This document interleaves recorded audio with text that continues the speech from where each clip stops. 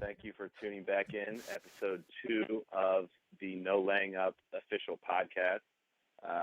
Unfortunately, not all in the same room this time. We are in 4 different cities spread out across the United States, but here to deliver our usual scalding hot takes. Be the right club. Be the right club today. Johnny, that's better than most. How about in? That is better than most. Better than most.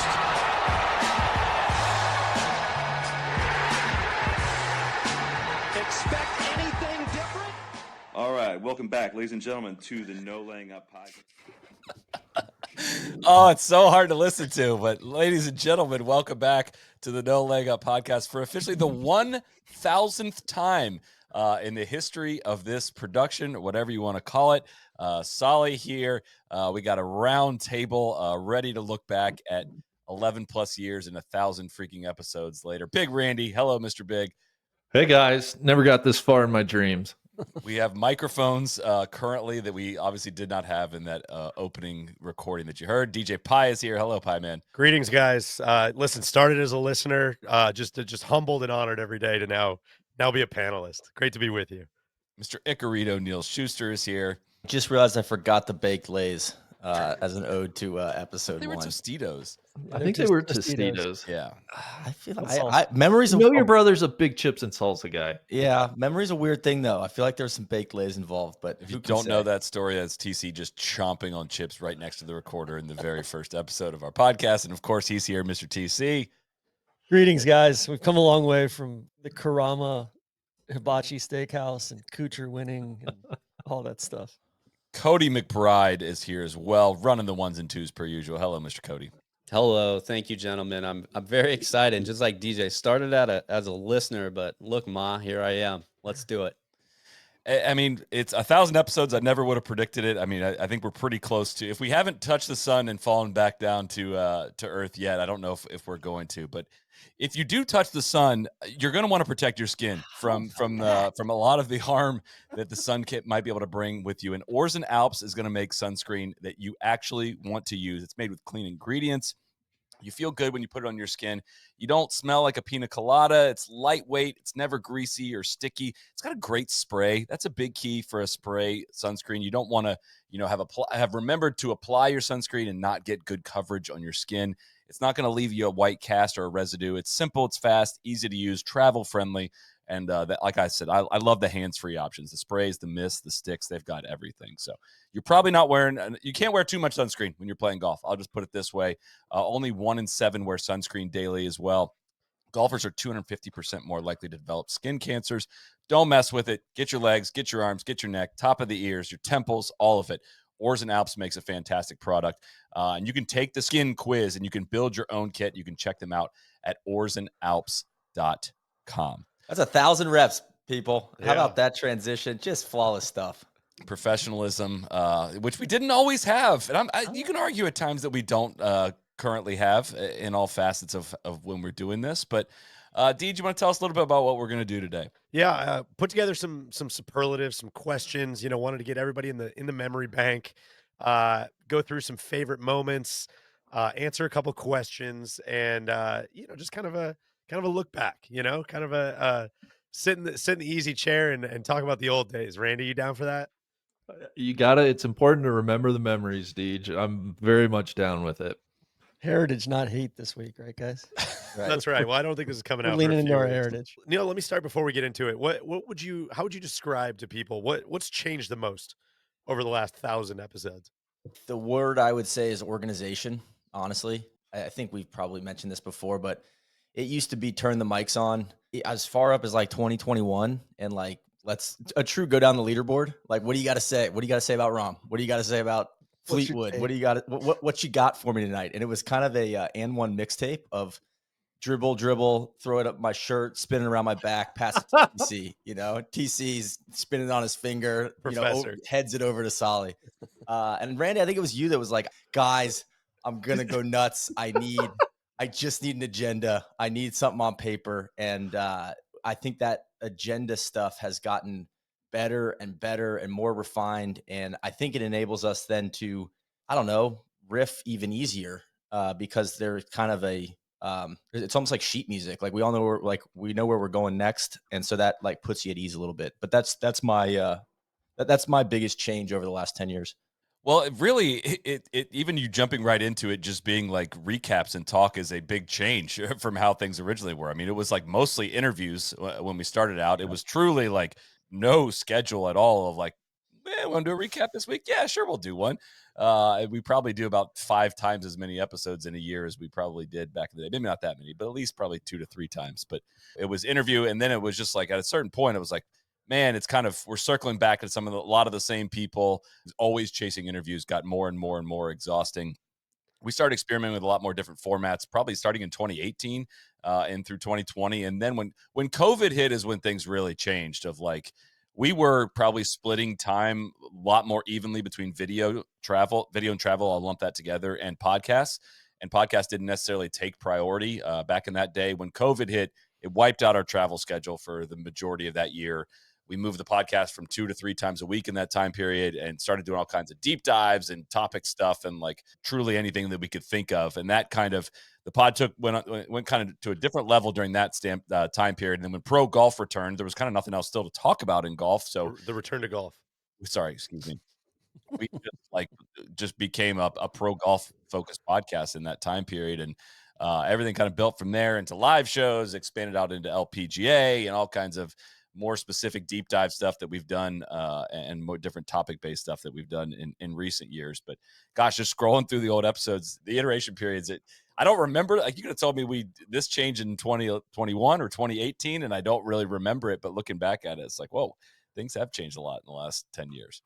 Yeah, it's a fun list to go scroll back through. Well, let's get into it. You know, we got a lot of clips to get to. We got a lot of moments to get to. The first question. Can we? Please, sorry, please. just real quick. If we're celebrating 1,000 here, I want to take people back to the very first podcast, and you can listen to that. But what I want to take people back to is we truly had no idea. You know, we have an audio file, right? We've recorded locally onto this reporter's microphone thing. Scoops Solomon brought it to Spice Bush. And then part of the Wasn't excitement mine. was like, Oh, maybe now what? Huh. What do we do? And I can just remember like having to learn about where's our RSS feed going to be hosted. I believe we used the Internet Archive in the very beginning, and just like learning and the excitement and the sense of accomplishment that came with getting that first episode onto not only the internet, but into like the podcast feed. That was amazing. I can't believe they just let anybody do a podcast. And so I wanted to just take a quick second and shout that out. Those are some of my most visceral memories of just like, okay, we need to host the feed somewhere. Okay, and then wait, what? Then we got to do what? What does RSS stand for? Yeah. I still don't understand Files that. through the computer. Randy, it was Yeah. hand in hand with like the pro shop too, like setting up a Right. Shopify store. And it's like, oh man, I built a website. yeah. How cool is that? Like, Somebody could pay for that and I could send it to them. TC, it reminds me of a lunch we had quite a few years ago. I don't need to necessarily air out who the person was, but a golf person was like, "Hey, you know, I'm trying to start a podcast. I want to get into this. Would love to pick your brain. Like, would love to talk to you guys about it." And TC went and met him for lunch and had this great Hell yeah, conversation. man. And Yeah, it we was, wanna know. you know, we're like, yeah, and open book. What can we do? And here's what I think you should do from a structure perspective. Here's how you should tackle it. Here's how you should build agendas. Here's how you should find your niche. Blah blah blah blah blah. We got to the end of the conversation. He's like, yeah, no, all this is great, but just like how do I post it? Like that's all I like. I just need like yeah, all that stuff's fine. I just don't get how it works. Like how do I actually like post it? I was like, all right, well, I honestly I don't even really think I can explain that to you. I think you just Google it. I don't know. But yeah. all right, let's get into it. First question that we wanted to ask everybody, and just with the way it shakes out, I'll go first here. But the question was, sorry to interrupt this again with another roundtable question, but I'd be curious to get an answer before we get into the clips and all that. I'd be curious each person's answer of when did you guys think or know that we had something here? Like, what was a moment where it was like, oh shit, like this might be more than just figuring out how to post something to a feed. Randy, anything come to mind? Certainly before I moved to Florida, I'm thinking more like I would hope so. 2016. I honestly, partly due to some of the guests we were getting, credit to, I'm sure we'll touch on that. But Jordan and JT and just having some like legitimate guests. No offense to any early guests, but I guess higher profile would be a better way to say it. And then I think honestly the first discussions around, hey, this company, I'm not sure, are we allowed to say Callaway? I mean, people know we were sponsored by Callaway I think first, you're but allowed to like say it. when that We have like 600 discussion episodes. started to happen, it was like, okay, well, I think we do have something. Maybe I wasn't quite sure what we had, but it did seem like we had something. I still sometimes wonder what we have here. Randy. Well, that's yes, of course, that goes without saying. TC, what sticks out as a moment in time for you?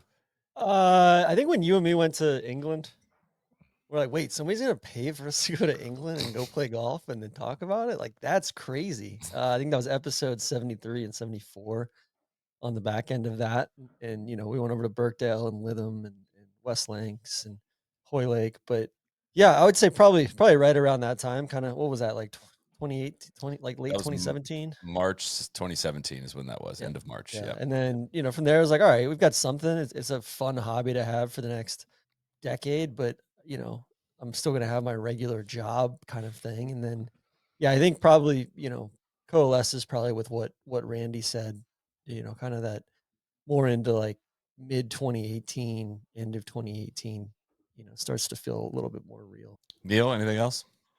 I mean, I've said this before, the cease and desist from Nike with Rory's likeness. I was like, oh, okay, nice. I think that was it for me.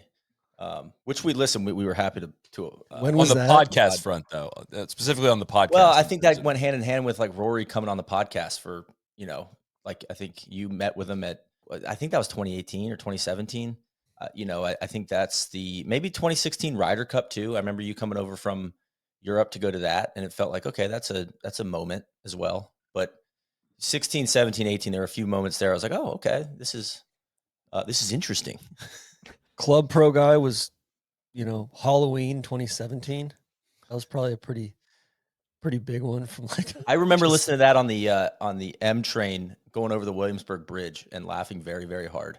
I had just moved back to New York when the Club Pro Guy episode hit. Very funny list of kind of that, like, that time frame. It went from, let's see, Eddie Pepperell, Big Randy and Porath doing Pinehurst Sand Hills trip, Zach Blair, Mailbag with DJ, Justin Thomas, Ben Higgins, The Bachelor, and Mackenzie I Hughes. had that on my list as well. Rory McIlroy Part 1, Rory McIlroy Part 2. I think President's that's Cup recap with what Porter. I was talking about, the two-part Peter Rory. Uline, Graham McDowell, Jay Monahan, TC talking Asian swing and Mailbag, and then Club Pro Guy. Just an absolute murderer's row. Just a heater. That was a heater. I'll say, just as a listener, I mean, I would listen to the podcast like on my way to work at the PGA Tour, and I feel like, I don't know that I ever, I don't know when I pictured like, oh man, this definitely seems like a viable long-term business, but as a thing, as a like media thing, like the excitement I had just listening to even those early episodes, whether it's like Soly, you and Porter, you and Bacon, the first time JT came on, the first time Max came on, like I remember all of those episodes, like in the very, very, very early days, being like, fuck yeah, this is it. This is like what I've been waiting for. And so I think I was in the boat pretty early on that. Which is crazy compared to how stupid it felt to post all of those things. They're just like, I don't know, we're just like talking golf, like saying really dumb stuff. I was recording them all at like 4:30 in the morning. I was recording ready it to go to work. from my phone into an iPad. Yeah. Which, you can tell from listening back to some of those. But all right, sorry to interrupt that. No, not at all. Well, listen, you guys kind of tipped my answer to this first question, so it's a good transition anyways. The first question was, what is the hardest you laughed at or on a podcast over the last 999 episodes? I am listed first to give answer here, and it's the Club Pro Guy one. I mean, Soly, I remember I had to go back and look at my email to confirm this, but I found an email from you. I forget the exact date. You kind of emailing the whole group and just being like, hey guys, listen to this file. Club Pro Guy, we still can't, of course, tip his real name. Sounds like he's making a comeback. We can talk about that separately. But hey, he's like very nervous about whether this is actually funny or not. He just wants everybody to listen to it. Can you just give a thumbs up, thumbs down? I think it's pretty good, but let me know what you think. And within like the first 5 minutes, I mean, I was just like dying. The specificity of, we say this a lot with like, there's kind of people who play golf and there are golfers, like the golfers are the people who like golf is at the center of everything that they think about, everything that they, the way they problem solve, the way they move through the world, all of that. And Club Pro guys, like maybe the best example of that, just taking every one of those little minutia moments and just combining it with like the most, especially in the early going, like the most brilliant writing ever. So there's this specific moment in that podcast when he talks about taking a major medical for chlamydia. Yeah. I just remember losing it. Cody, I'm sure we got some clips. Take a major medical. Well, hold on. Two separate Green Jackets mentioned. Oh, I know you guys. I listened to that Club Pro guy episode. That was good stuff, man. It cuts across the socioeconomic spectrum, man. I mean, it's just universal humor if you're a golfer, Deej. Yes.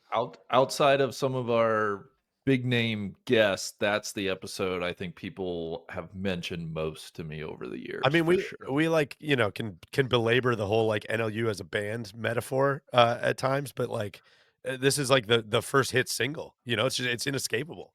Just play the Club Pro guy one again. So we're doing all this other stuff. We're moving on. No, just play the Club Pro guy one, man. That's good stuff. It's kind of how Strap feels like sometimes these days. All right, Cody, hit it. What do we got? Your lifestyle, I imagine, is pretty wild with the way you make a living. What's the most hungover at work you've ever been? Oh my God! Oh, what a question! Oh man! Oh, I think I got to think on that one. Soly, you're trying to get me in trouble here. If you had to pin me down, I would probably say it was the morning after the 2015 Ladies Member Guest Party. It's embarrassing. I woke up in the bag room completely naked, spooning a life-size cardboard cutout of Aaron Oberholzer from our XC1 wedge display. I think a couple of the bag boys actually got a couple pictures of it that I pray doesn't go viral. But I made it through the morning, and I remember that afternoon I took a dump in the ladies' locker room so bad that my GM literally had to call Serve Pro. Yeah, I think I'll just leave it at that. God, I love that full circle. That's full circle. God, there you go. Episode 105. If you're looking to go back and listen, I gotta go back. It's been too many years since I've listened to that whole thing. I forgot about it. Such a method actor. It's so unbelievable. Good. So good. Soly, you're trying to get me in trouble. Oh, I have to think about that. Just all of it. The way he talks, it's so freaking perfect. Club Pro guy is a genius in his own right. I'll take credit for two things in terms of his career. One, first crack of this did not go so great. Had to do some coaching on, storytelling and all this.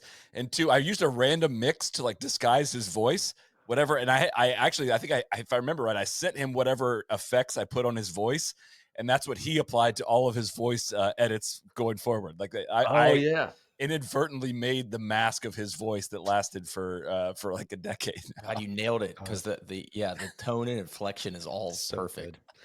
So good with Serve Pro. I completely forgot. I totally forgot about that. I mean, that'd be years before we had them as a partner. Soly, what do you got? I go back to this one all the time, and I haven't listened to it in forever, and I'm so excited to hear it. But of course, it really coming full circle here in terms of Rory coming back and winning the Masters. Now a couple weeks ago, if you're listening to this, but Randy's off the cuff comment he makes here after the 2019 Open Championship was. I think there's a gap in my laughter in this because I was gasping for air so hard. I think it's the easiest answer for the hardest I've ever laughed on the pod. So unfortunately, tough transition. Rory, he's dead. He has died. He has not won a major now in 5 years. He came home to live out his last days. He spent them peacefully among friends. There will be a celebration of life. Is there a visitation? No. Well, it's family only. In lieu of flowers, we ask that you you all subscribe to Golf Pass.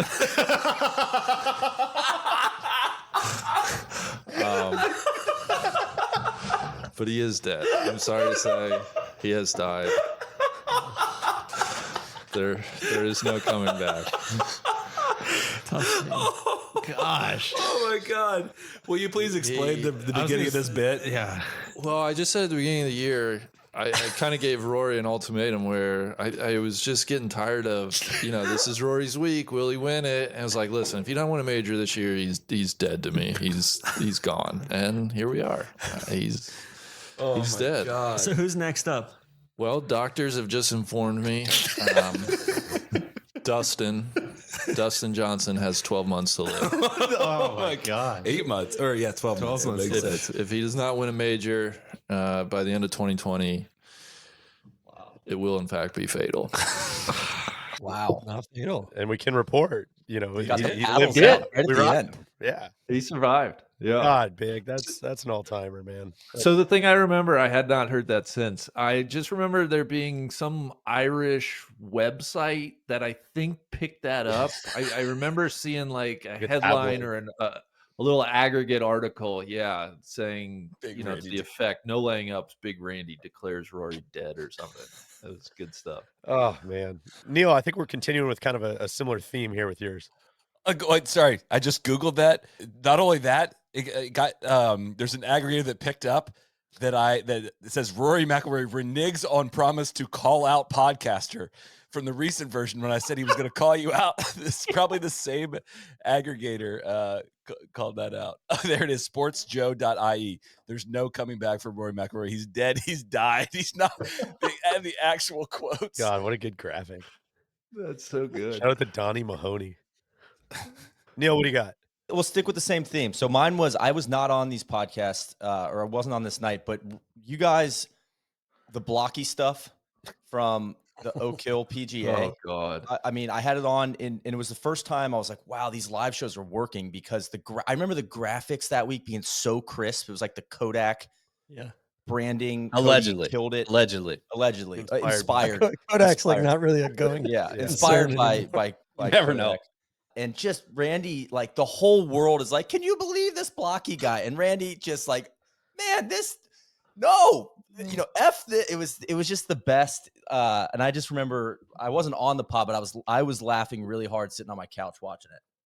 Which I think brings us to the Michael Block portion of the evening. The block party. The block party.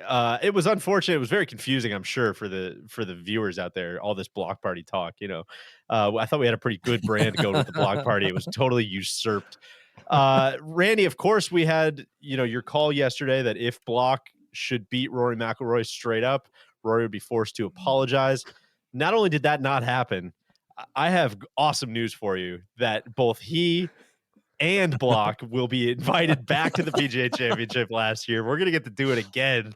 And I know that's going to make you really happy. Just like the worst outcome that could have happened today for your boy here. It was a little touch and go. Rory was one up after the 15th. I believe one stroke clear of Block, had to be feeling a little nervy at that point. I don't want to soliloquy here. Where do we want to go? There are grown men weeping. There's just some of the most hyperbolic tweets I've ever seen in my life on Twitter. There's Nance calling his up and down on 18, quote, one of the greatest up and downs of all time. You guys tell me where It should was we a good start? up and down. It was a great up and down. I want to start with just before you dampen this parade, Randy. I want to start with my mom was literally crying watching golf today, and that does not happen. I'm a sure lot, mine okay? was My mom texted me about it. Yeah. Yeah. My mom, let me just say, my mom cries at one shining moment every year too, after the NCAA basketball tournament. Mike Block was kind of the human one shining moment today. I don't. You know what? I know we were going to bring in Soly for the next segment, but let's just bring him in now, so you could be a part of this. Soly, hello. How are you? You're on mute, but we're going to take you out while you figure that out. First time, huh? So I guess where I'm going with that is I think Mike Block is a massive net positive. I mean, what an unbelievable freaking story. TC, you At the called time, it that Tin was Cup, true. which I think is super spot on. Like I mean, nobody it was gave a shit who won. Everybody was truly just cheering block. It was nuts. the fact that he made an ace. It wasn't even just an ace. He blew out the O-ring. Didn't even bounce. It goes directly in. I mean, it was I cannot man. tell you guys. I hand up. It was an early morning this morning for me. I took a nap, and literally not 3 minutes after I woke up from my nap, Michael Block just flies it in the hole. I was like, God, I hope I'm still dreaming. This is a nightmare. And you were incredulous. I honestly that's great stuff. It was the night before. I think it was Saturday night when Randy got all worked up about Blocky. Just fantastic content. Like when he said that it was the Chase Sapphire, like breathlessly the Chase Sapphire moment of the day. That was pretty. Live show where you got all worked up, Randy, because like everybody was on Team Block. You're like, no, I'm not doing this. I refuse to engage. Anyway, I had another one, but Randy, I'll kick it to you because it might be similar to yours. Yeah, I candidly, I thought Club Pro Guy would get, plenty of nominations. So I was thinking back. I just land on Steve Elkington. Really, that whole episode, Elk is he's one of the best storytellers I've ever listened to. And the particular moment out of that episode that I picked was when he's talking about his match play semifinal against Monty, and specifically in between, it was a 36-hole match, and in between they come into the clubhouse and Monty eats an amount of custard unknown to man before this. Cody, roll the clip. So we're going to play the semi-final match, and it's a 36-hole match, and the press is it's a rematch of Elkington versus Monty of the PGA, blah, blah, blah, blah, blah. Bullshit, all this bullshit. So it's 36 holes. One day. So we go out, and I told my wife, I said, look, this fat son of a bitch is going to be out for me today. I'm going to have to play my ass off to beat him. And I think I shot about 7 under in the morning to be one up on this guy. I mean, this guy can play. He hits it so straight. I mean, it's hard to beat. So we go into this big, clubhouse and where the players only, and they've got this huge buffet down the middle of the club, and Monty's over there at this huge table looking out over the gardens and the fucking observatory, and he's got about 4 or 5 royal palace people there, and the captain from Muirfield. And the captain from Muirfield was there. Is it drafty in here to you? Anyway, so out in the middle of the buffet is this custard castle. The clubhouse at Wentworth is a castle. It's a fucking castle. It's got all those little squares at the top, and it's custard. It's fucking magnificent. It's unreal.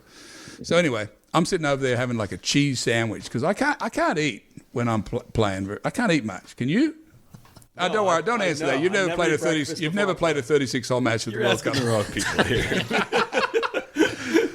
So anyway, so we're going to go back out in like 30 minutes. So Monty gets up. He goes over to the table. He's already had lunch, by the way. Grabs a dinner plate. Goes over to this custard castle with his big fork, and he fucking takes out the whole ladies' locker room. He takes out the pro shop, the fucking upper deck on the back observatory, and puts it all onto his plate. I couldn't believe that he's just done that. I said, he's going to feed the whole table. He's going to take 12 spoons over there and put this out in the middle. They've just destroyed it. Nope. He sat at the end of the table and he fucking ate it all. I turned to my wife and I said, honey, there's not a man alive that can eat that much custard that can beat me. So how'd the afternoon go? Oh, I rolled him like 5 and 4. He couldn't go in the afternoon. Couldn't go. God, I've heard that story 8,000 times probably. It's the best. It makes me laugh every single time. And the best part about that, we did that one live in the Kill House. And his son was there. I think Elk had like 6 beers. He said, "Hey, give me another one." Just God, he was just on. But he wasn't on the bourbon. Biggest miss. Yeah, we didn't understand video podcasting at the time. Definitely, nobody did. But like that one, to have video of that one would have added an entire new layer to it. To episode 204. Supreme storyteller. Yep. Supreme. TC, did you have one on your list? Monty was up there, or the Elkington Monty stuff was up there. For me, it's I think just like this happens maybe once every 6 months. Like I was thinking more along the lines of laughing during an episode. And Randy will say something that I'll absolutely lose it for like a good 3 or 4 minutes. Like, Deej, there was one recently, like maybe 2 or 3 months ago, and I just lost my shit for like 5 minutes. I just couldn't even contain myself. It's always fun when you get TC off the rails and he just can't get back on. That's good stuff. So honestly, I don't know about you guys, but it's part of the fun of podcasting is like who can you totally tickle enough to like where they break and just start cracking up. Exactly. Well, the next category I threw in here, I didn't know what we'd get for answers. It was just most stressful moment in pod history. I'm sure there's some clips, probably some just stories in here, but I'll lead it off. And this one is unrivaled, unparalleled, not even a question for me. And it goes back to, I want to shout out our guy Kevin Hopkins, who's actually now our agent extraordinaire. Soly and I were at Shadow Creek before the first match, and we're there, and Kevin's kind of working the event behind the scenes and getting everything set up, and he's like, if you guys come out here, I think I can get you 10 minutes with Tiger, 10 minutes with Phil for the pod.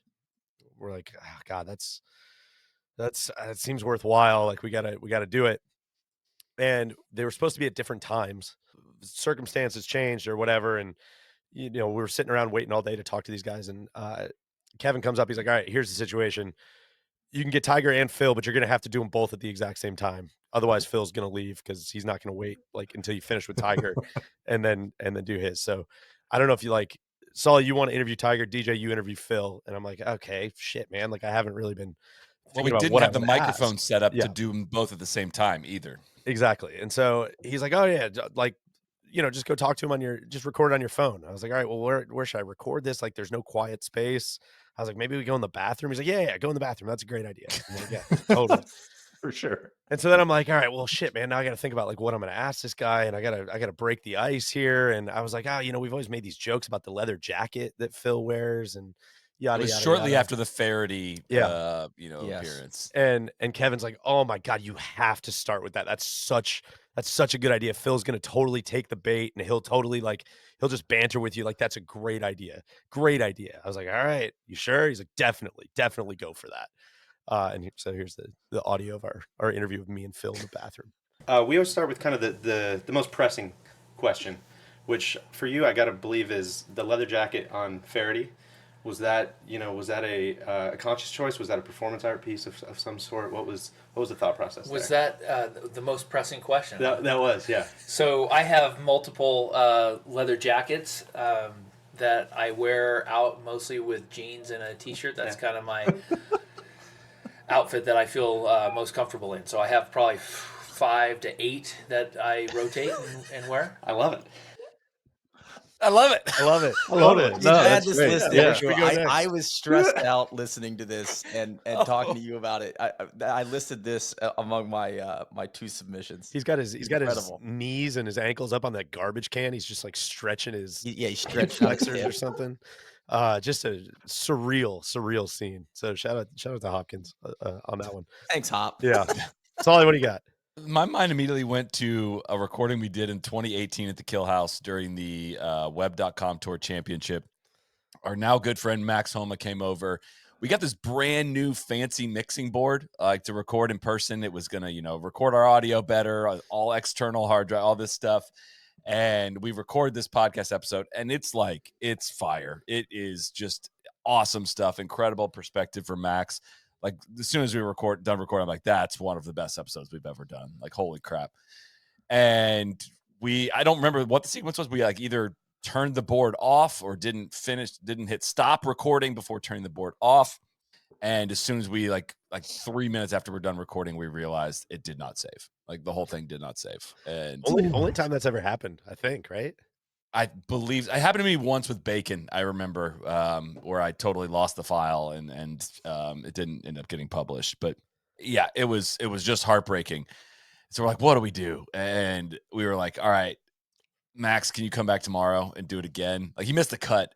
I think he came back on a Sunday or either Saturday or Sunday. I forget when it was. And we came back and just like redid the interview, but kind of with a second take. Like we knew where some of it was going to go. It actually ended up turning out better.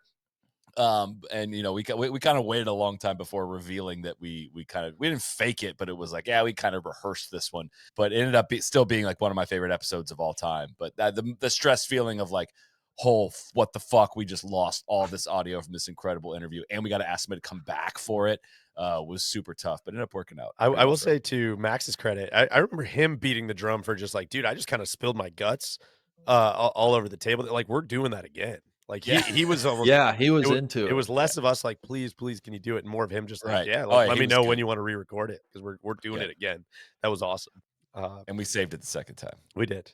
Neil, what was on your list?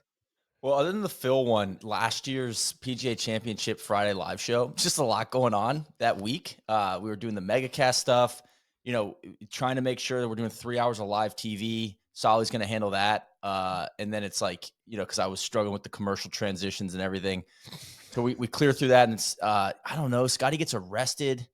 Some guy got hit by a bus, you know, it's just kind of got like super like heavy. And I was like, oh, okay, I'm hosting this one. Okay. And so it was just like, just personally, I was stressed out. It was like the middle of like the busiest week. I think you could argue the busiest week of our podcasting lives, I think, with just how much live content. We're doing 6 hours of live content pretty much every day that week last year. So that was a stressful one for me.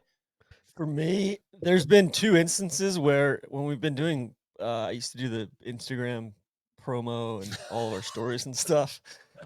I don't think we have. I'm sure there's audio out there. I can't remember which show it was or whatever. You can see Cody down here, just stressed. I've accidentally sent out the link to our studio. Yes. Before.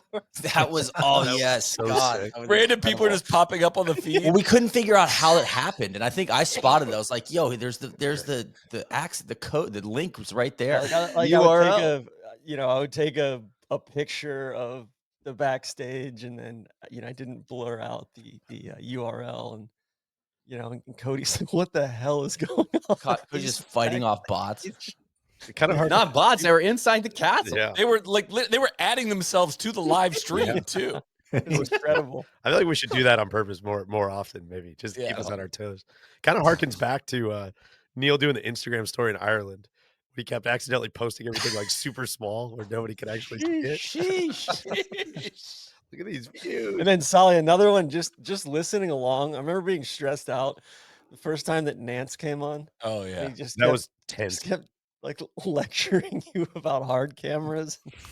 That was a tense was one. I brutal. think I was in the background of the studio for that one, just like, kind of typing notes to Soly. That one felt like it was a congressional hearing or something. Yeah. Randy, you're never stressed, are you? No. I just a special shout out because it's not our podcast, but God, the stress I felt when Neil popped into that LPGA clubhouse. Hell yeah. The When he- live stream, the Google Hangout. Oh, Some special K. Yeah. Come a long way. Hey, Um, shots on goal, Randy. We got to get I know. shots on goal. gotta try. I know. I just want to call it out. It was a seminal Well, I was moment. stressed out too. I had the pit stains rocking because I couldn't get the tech know. working at the Giga I Ohm know. office in San Francisco. There's a lot going on there too. Oh, Yeah. The most nervous I've ever heard Randy was when he came, rushing into the kill house. He had a This he had a was a trap draw with Neil, Bo- this is an NLU. No, I only gotta show. call this one out. He had a trap draw with his hero Bomani Jones. He walks in and he's like, "Hey, what's up, man?" He's like, I just got a podcast. It's with Bomani." And then like 5 minutes later, I just hear him like, "Hey, Bomani, it's Big Randy. How are you?" oh. From God. upstairs, so just good. echoing, bouncing Hey, off the walls Bomani. of the kill house. Hey, Bomani, how are you? I still think, God, I think that podcast was probably horrible. I'm so sorry to Bomani. I was so nervous. My answer, though, my where my mind went was actually the Tiger Phil stuff. It was just secondhand stress from you guys, Deej and Soly, and I wanted to pull a clip from Soly's interview with Tiger. Not only do I appreciate the stress that you guys felt, like, hey, these interviews are starting quick. They have 15 minutes. Like it wasn't set up as you planned, like that is stressful. But then once you get into the interview and you ask a question that was a great question and you get the answer that Tiger gave you, and I'm sure, Soly, your stress inside was like, what the fuck do I do with this? So Cody, we have that clip, I believe. Very last one. What is a skill of yours that you think is somehow unappreciated or underrated that maybe people don't give you enough credit for? Asking you to brag on yourself, but I was always curious to hear that one.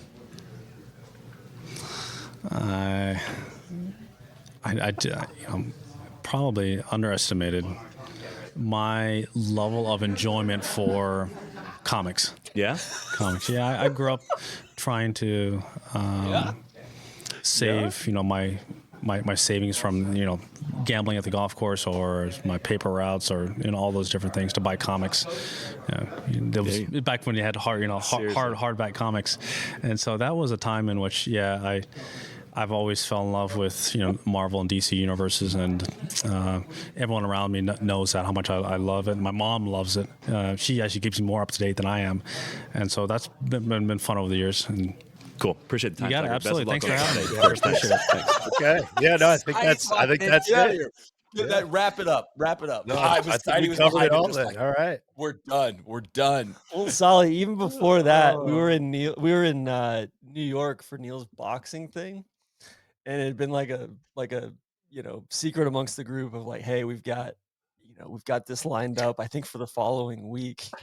I think one of us told our dad, we were with our dad on the train up from Newark, and we had mentioned it to him. We're like, hey, don't say anything. And we're there with some other industry people at the bar before the thing. My dad just out of nowhere just drops it out of nowhere. Hey, heard you guys got Tiger next week. That's cool. God. Sorry, one more trap draw one, but this is a deep cut. Randy and I interviewed Stephen Dubner, the host of the Freakonomics podcast. And it was like probably 3 weeks, like the just pinnacle of COVID lockdown. People are just freaking out. And I was like, and he's in New York City. And I was like, hey, Stephen, how are you? Like just a pretty benign intro. Like, how are you doing? And he hit me with like a 5-minute soliloquy about like the world ending. And I want to give Randy a shout out because I froze. I was like, and Randy just jumped in and was like, hey, Steven, not really a good transition off of that, but I'm like excited to talk to you today. Like, I remember like Pat and Randy, like, thank you, brother. Like, I mean, just like heavy stuff that I was like, hey, why'd I ask that question? Like I just got me off on the wrong foot. Oh, yeah, I remember that one, Neil. When we did, even trap draws of like, when we did like John Vandevelde. Like he's every trap draw until like 2 years ago, TC was like the most stressful experience of my life. I feel like between the audio, between is the guest going to show up, between everything.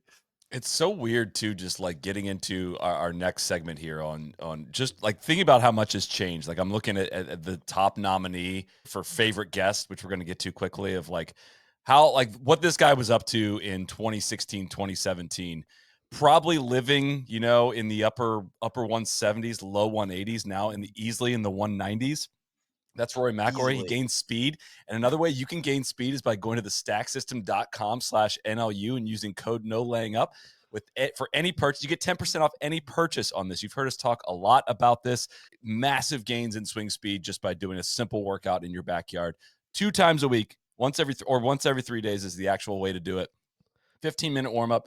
15 to 20 minutes of swinging a club faster to be able to swing it many, many, many miles an hour faster. I'm not going to put a number on it. They say you can gain anywhere from 6 to 10 quickly. DJ, what did you actually gain? Like, what is it? What does the system tell you gained? I started at about 89 miles an hour, and now I'm up around kind of like 115.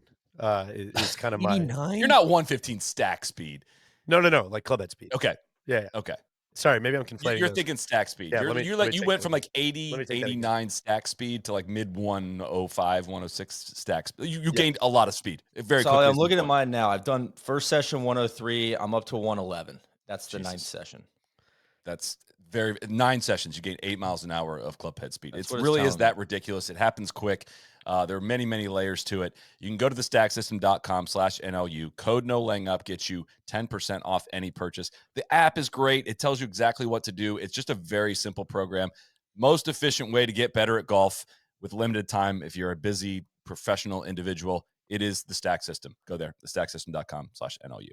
Take us away, Deej. Yeah, next category. You mentioned it. Favorite guest. Let's just hit it right on. I'm up first here again. I will.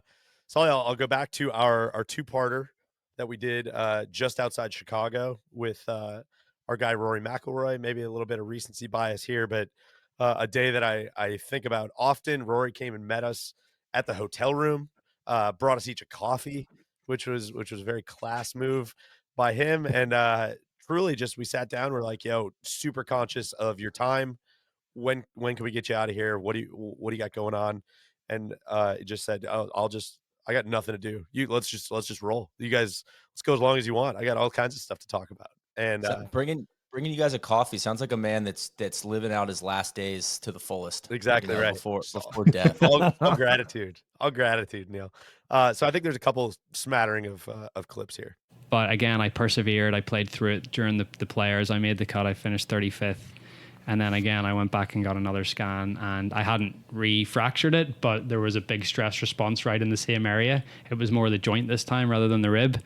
And then I had to shut it down again. So it's one of these things where it's probably, even though I'm going to take this 6 or 8 weeks off and I'm going to get healthy and I'm going to get back to 100% fitness, it's something I'm going to have to monitor over the next sort of 12 to 18 months and really take care of it. So I've had to alter everything, I guess. Yeah. The McJoint doesn't sound as good as the McRib. No, the McRib. Did you come up with the joint thing just to avoid the nickname McRib? I like McRib. I said to Sean, I like it. I think it's sort of sticking. The media's talking about the ball going too far. In reality, are you guys like, you know, we don't care about this, or you guys are way off on this? Like, for instance, I was talking to a player, I won't say his name because there's a reason why he was saying this case, but he's saying, well, the ball's never going to get restricted because of this, and this, and it made a ton of sense. So yeah, of course. Kind of the way, but that just kind of an example. So I don't know if broadly. I don't think the ball will ever get restricted. And this is a completely off, but a regulation or a tournament golf ball for a major, that would be something I would be open to because it would be pretty cool. Yeah. It happens in tennis. They go from playing a Wilson ball at the US Open to a Schlesinger at Wimbledon to a Babolat ball at the French. So people have to adjust to these certain balls, and they do stuff differently. They spin differently. They react differently off the court. So that would be cool. But I mean, does the ball go too far? I think in terms of sustainability of golf courses, and obviously, Shipnuck's got this thing about 9,000-yard golf courses and stuff. Well, there is going to be a point where that might need to happen, but that's not sustainable. Like, trying to build a 10,000-yard golf course is just so much land, and the water that has to be used to maintain that golf course, and it's nuts. That can't happen. So we do need to find a way to bring some of the old classic golf courses back into playable tournament condition. I don't know who knows? Mike Davis said maybe an 80% golf ball, something like that, to bring these, golf courses that are 6,800 yards. But then the long hitters will still have the advantage because it's an 80% ball. Right. So it's, so everyone's going to just hit it 80% of what they usually do. So it's not going to bring everyone closer together. It's still going to have, the long hitters are always going to have an advantage. Yeah. That's just the way the game is. So let's say you're 17 years old again, and someone says, by age 28, you have X amount of majors. What answer do you think satisfies 17-year-old Rory? 2 maybe. I don't know, 1, 2. I never thought past the first one at that point. I always wanted to be able to call myself a major champion. Good stuff from Rory. I don't know. I think about those 2 episodes quite a bit. So that was very, very cool of him to come on. I know that was probably the 3rd or 4th time he'd come on at that point, but we said it after the Masters pods, but like a guy that we probably owe quite a debt of gratitude for, legitimizing the pod or lending some credibility to it or whatever you want to say, through all the time he spent coming on and talking about the issues of the game. Yeah, no, that was the third time that was episodes 98 and 99 that you're hearing there. I think he was on episode like 56 and then like 63 or something really quick back to back there in 2016 into 2017. And that was a big freaking launching point for us. So Soly, who's on your list? Favorite gosh, guest? I had a hard time doing this. It's kind of like favorite golf course of like, there's probably this many that I would put in there that are none are better than the other. And it's really hard to pick a favorite in there. But one I thought might get a little underrepresented was Bones. Again, this was kind of back in the day. He was like December 2016 was the very first time he came on. I think the clip we have here for Bones it was a specific Augusta related preview we did, I believe, in 2018. I've told this story. I've rehashed this story so many times of just like all the minutia detail that he knows about that place. I just geek out about. And he's such an awesome guest so many times. And I just love this story. What's your guys' approach to the tee shot on 16 in that situation?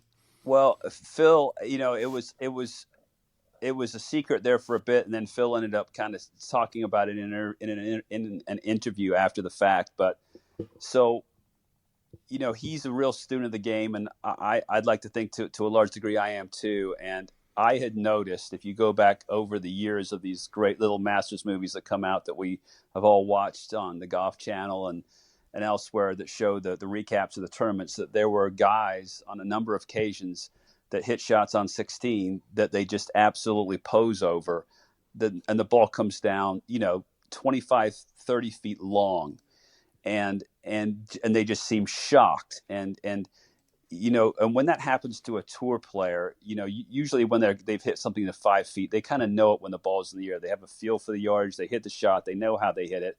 And when something comes down, they're genuinely shocked. Well, you got to kind of take note of that. And I think it had happened to Davis one year. I think it had happened to Duval one year. And it might even have happened to Ernie that very day. I don't know. And so Phil and I had talked about it and about how, we were kind of developing this theory there on 16 that no matter what the situation, when you get, in the hunt or when you get that Masters adrenaline going, if you get between clubs, you go with the lesser club. And even if you're not between clubs, it just plays a half club short. And it's a very unique piece of land, Chris. And I know you've been there. And when you're out there at the Masters, whether you're in 40th place on Thursday or whether or not you're leading on Sunday, there are thousands of people around that hole. And it's in something of a valley. There's several thousand people left and behind the green, and there's people right. And I don't know what it is, but it's a very, very low point in the course. And we started wondering if maybe, what was going on here with the topography and the number of people, maybe it was affecting the air in a sense that the ball was going to go further. And I'm not trying to sound like some kind of scientist here. We're just trying to figure out why are guys hitting these shots that they pose over that are going long. And so Phil doesn't birdie 15. He now is one back, and he needs to make one more to tie Ernie, who's ahead of us. And we walked over to the 16th tee, and Phil says, "Let's plug it in. Let's go with the theory." And I can't off the top of my head remember the yardage, but it was probably something like 186, which is an absolute normal good in those days 7-iron. And he hit 8. And so we said, you know what, let's just hit the hard 8 and take our chances here. And he ripped an 8. And we really didn't know at that point where it was coming down. But it came down 18 feet right under the hole, which is a great spot to be, because you would literally, and I'm not exaggerating here, you would rather have 18 feet short of the hole on 16 to that Sunday pin than have 5 feet behind it. God, not a Pell's 7. Goes with a Nuki Boy 8. Just love that. The people down there, the oxygen level, I think he said at some point in there, like it's just that level of geekature is my favorite. It would be carbon dioxide, right? Could be. Yeah. With everybody choking down there. Not a scientist, though, he said. And then I had to get a nominee in for Trevino. We hunted this one for a long time, getting to do that one in person, having video of this one. Cody was there with me for this one. This is episode 768. There's like 8 incredible stories he tells in this one, but this one's an all-timer. All of a sudden, a guy comes through the front door with a case of Gatorade. And nobody knew what the hell this was. Gatorade, what is it? He said, well, it's a thing that they did in Florida or Florida State College, and they did it for the players to get hydrated and all this baloney. And said, okay, I tasted it. I said, hell, this is pretty good stuff. So now we're drinking tequila. And they said, well, how is it if you mix it with tequila? And the guy says, pretty good. So we started mixing it with tequila. It was pretty good. It was pretty good. So we got drinking. So I said, man, I got to go to bed. So it was about midnight. I'm not going to play till 1:30, 2 o'clock. So all of a sudden, I wake up about 3, 4 o'clock in the morning, and I'm thirsty, boy. I am thirsty as I can be. And I see this pan, you know, that you would boil eggs in or something, and it's in the refrigerator. And it's got Gatorade in it. And I said, oh, shit, I'll drink that. And I chug-a-lug that stuff, and it was full of tequila. Well, I'm right back where I started. I'm right back where I started. And it was 108 degrees the next day. God damn, I don't know how I ever finished. That was the worst. Silly stuff. What did you shoot that final round? It wasn't good. Let me see if it's 75, maybe? Silly stuff. Silly stuff. That's silly stuff. Silly stuff, Neil. What do you got? Not quite as silly. The two that stay with just Spieth, honestly. I feel like there's a lot of expectation based on Spieth, how he broke onto the scene and how engaging he was in press conferences, especially in his first 2 years on tour. And both of his podcast appearances, he's just so thoughtfully lives up to the expectation. I think of two things. One is when he was talking through for 10 minutes. I think about this often, his swing feels. It's I got 3 different feels, and to hear him talk through it is just oh my God. And then I think it was the second time you interviewed him, Soly, when he was talking about being wealthy as a young person, how do you stay hungry? That one, just really thoughtful. I just think that Jordan is truly what you see is what you get. And every time I've interacted with him, I've come away being that's an easy guy to root for. Do you ever even ask yourself what motivates you, right? I mean, when you get to the point where you're at, where Rory's at, where Justin's at, where you're young and you have this much money and you've had a lot of success. I sometimes wonder when I'm watching, when things aren't going great, why you stress yourself out. I know it's competitive is probably the answer, but you see what I'm getting at here as to why let yourself be so stressed when you have things so great? And I'm just wondering what that balance is kind of like for you, if that makes any sense. Yeah, it's such a crutch to lean on in such a unhealthy way. If you're struggling and you're oh, it's fine. I'm not going to have to worry about money, so it's no big deal. It's such a crutch, and it's such an inhibitor to actually getting out of a funk. And I ran into that. I mean, as I think a lot of people do that are in, somewhat similar positions, you run into it a little, and then you realize it's such an ego-oriented mindset that's so unhealthy for trying to find mastery in your sport. And and I'm using very common golf psychology terms. It's not difficult for me to play each round as if that's my first tournament ever. I don't find it difficult because the game is, and as you know, it can't be perfected. And it's just so much fun when you start to get on the right side of momentum in the sport and you start to contend and compete with the best in the world. And we get to play the best golf courses in the world. Not only do we not have to pay, we get paid to play the best golf courses in the world with the best players in the world. And then you start to get some momentum and you're wow, I can beat these guys too. I mean, it's like a drug. It's so addictive. God, yeah. I don't know. Just all the Spieth stuff for me. Randy, I think we said it at Pebble this year. We hadn't seen him in a while. He's been hurt, and you just walk away from that little 30 minutes we spent with you. You're God, man, I'm glad Spieth's back. What a genuine dude. It's like a drug, and he's like a drug. An impressive guy. Yeah. Can't quit you. TC, you got. I think your selection's one of my favorites as well. Somewhat recent one, but just an all timer. Yeah, Dodo Molinari. I think just seeing him, kind of, it's not. I mean, I think there is some rocket science in there, but him just kind of not maliciously, but just factually detonating the U.S. team and kind of just letting us in on how the European team operates, I think was freaking awesome. So he's been one of my favorite guests. Any big surprises that the Americans sent out where you just like, man, I did not see that coming, or I did not see that team, or I did not see that, that pairing going out first? I don't know. I was. I mean, with all the respect, because I'm a big Jordan Spieth fan, but I thought the way he played in 4 balls on Friday afternoon, I was a little surprised to see him going out in foursomes on Saturday morning. But then again, I only saw him playing 18 holes that afternoon, so maybe he was playing great, and then he just didn't play well that afternoon. Obviously, he didn't play very well on Saturday morning either. But I think it's too easy to judge someone from the other side of the fence, and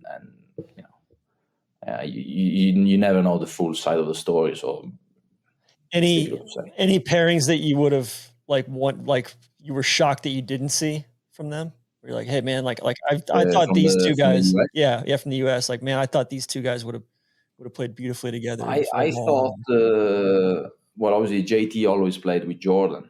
I thought JT was going to get at least a game with Ricky, because obviously I know they're good friends, and it seems like they do their pairings a little bit more based on like friendships and people they get along with. But I think Ricky wasn't, from everything I've heard. I've spoken with Ricky and he seemed okay, but from what I've heard, he wasn't feeling great. So maybe, they would have liked to play him a bit more and they couldn't. I don't know. Just a humble guy, and like not really like, I don't know. It was the whole podcast was super interesting. Him talking about Ludwig and bringing him into European Tour events and all that stuff. All the Switzerland stuff with Ludwig and IDing, and challenging him. I mean, it's that episode rules. That's going to be kind of one of those, like, if somebody goes and makes a big picture documentary about the Ryder Cup over the last 20 years, like, go listen to that episode. He kind of I hope to have him back on after the Bethpage one too, so we can do kind of the same thing. The Euro team continuing to just open the robe and just say, like, no, man, here it is. Here's what we're doing. Like, just straight up. We're fine, guys. We'll just do it our way. You're not capable of doing it. Like, we'll tell you what we're doing. KVV's in the Slack talking about how the U.S. might pick Patrick Reed this morning. I mean, it's just no matter what, they keep explaining it, and like the U.S. just doesn't seem to want to listen. But anyways, they just made more putts, man. What do you expect? Randy, bring us home on this one. Yeah, mine. My favorite guest is a Lifetime Achievement Award. It is Max Homa. Soly, you referenced already the interview we did with him in person at the Kill House when he regained his tour card.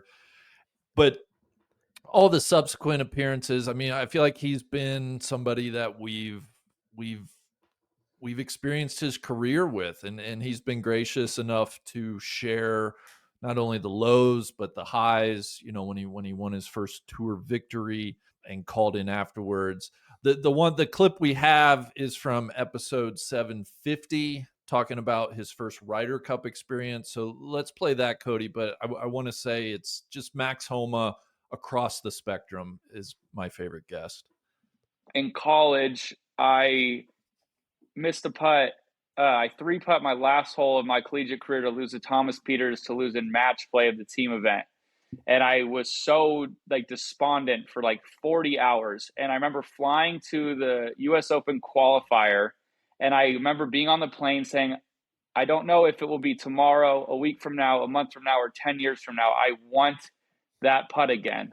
Please let me have that putt again. I do not want to end my golfing career without getting an opportunity to show that I can do that. I know I can do that. It just so happened that the next day I had 7 feet to get into a playoff, or to keep a playoff going, to get to the US Open, and I made it. And I remember being over that putt saying, Bubba, you asked for this. You could be nervous, but you asked for this exactly. So you better at least relish that opportunity. And I remember Matt missed and I had 7 feet. And I remember saying, you asked, you wanted this. So flip the nerves. You're nervous, but you're not scared. You asked for this exact moment and you're getting it in the biggest way. But it was just crazy. I was basically telling everybody, you dream your whole life, as every single golfer ever has, of making a putt to win the Ryder Cup or making a putt to win the Masters or the US Open or whatever. I have never dreamt of making a putt to not lose the Ryder Cup. That was a very different feeling. And I had such a good week personally on the golf course that I knew I would be labeled a choker, and it just didn't feel like a fair thing. But I remember I really turned my brain on. You wanted this. This is a very cool opportunity, but I lost full control of my body. I can't believe watching it that you can't see my legs shaking. I couldn't feel anything. Like my legs were like full blown vibrating. Like I had 50 phones tied to my legs, and everyone was calling me. It was wild. And I watched it. Like I said last night, I just don't know how I made it. And that motherfucker was right in the goddamn middle. Like it was the best putt ever. Max does such a good job of it's like he knows in the moment when he calls back to these moments where, like, with his career of like, that was a turning point, you know, and it's almost like he's present to it in real time in a way that a lot of people are unable to identify. Like, hey, we're in the good old times. Like, you know, remember this one. It's almost like he makes a little like mental note of that stuff. It's really cool. He's kind of from the Neil Schuster school of analogies as well. Sure. You know, he's always got the good analogies cooking, which is fun. He's just super insightful, and I'm just very thankful, and hopefully our audience feels the same way, that I just feel like he's been so open and vulnerable even with us through the years on different episodes. So he's my favorite guest. All right, moving on. Could take this one in any direction that you want. Just calling out who's your most underrated guest, or who's on your list of most underrated guests. So we'll throw out a couple clips here, but feel free to name a couple too if you missed. Soly, I think you and I had the same one, so I'll let you take that one, and I'll take it in a very strange direction to start. A podcast people probably don't think about very much, but I saw as I was scrolling back through, Mike Lorenzo Vera. You know, famous, predominantly plays on the European Tour, DP World Tour, but just a guy I remember riding my bike in Jacksonville, listening to this episode and just fist pumping the whole time. I mean, it's just like, this is what podcasts are all about, man. I loved this one. I guess this was maybe later in the Challenge Tour years, maybe in around 2013, that you kind of looked up one day and realized that you were much more in debt than you realized. I'm wondering if you could tell that story. Yeah, well, I had a little troubles with the tax department in France, let's say that. And one day, so I had a meeting there, and they're like, "Do you know how much you owe us?" I was like, "I have no idea." They're like, "You are the guy that owes the most in the southwest of France." I was like, "Fuck, oof, that's going," because I know some people that had some debts already, and I was like, "Oof." So it means that I have much more than that. And so they're like, "You're about 400,000 euros." And I was like, shit, I can't even buy a beer with my credit card. I was like, where am I going there? Well, what happened there? How did you have someone managing your taxes, or how did you end up? I was far in doing debt everything to the myself. government? You were. Yeah, trying to do it. And well, do you have an accountancy license of any kind? So if I had one, I should not take any customer, you know. God, that was episode 349. Just him talking about buying cars and just the whole deal, man. It's so good. I forgot about that. Brandy, we got to tell Mike there's no debtor's prison, man. Come on. No, man. Keep digging. Soly, what do you got? Mine came at the very end of 2021. An easy one it's a time capsule, easy one to forget about now because historical document. Yeah, this did not play out. Something played out that sounds a lot like this. That's Andy Gardner, who was the founder of the Premier Golf League, an idea for reformulating professional golf with team play and all this stuff. And he let it all out in a very lengthy interview that I still am very proud of. And I've never gone back and listened to it, and I might want to after listening to this clip. Zooming further out, from the actual logistics of the format and the specifics of it, again, conceptually, what is this golf league? Is it, is it top players? Is it a breakaway league? Is that still something you're trying to figure out and something that is still evolving?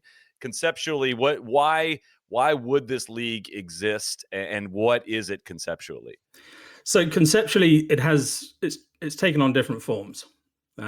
So not all the reports that have been written have been accurate over the last probably 2 years.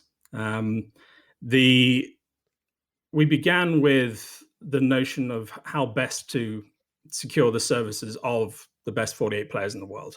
And that's not necessarily just going through the top 48 by world ranking.